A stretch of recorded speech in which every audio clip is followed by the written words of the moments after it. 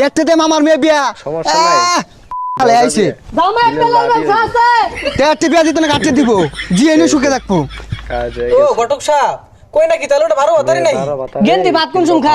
সকালের ভাত 12টার সময় খা কই যে কই না তাহলে 12 বাতারি আমার তেল বেচার টিয়া খাইব কেটা এই পথটা বানাই হালা তো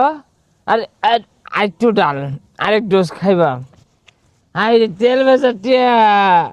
খাইবা আমার উড়াইবা মামি নাতে কেটা আই রে তেল আই রে টিয়া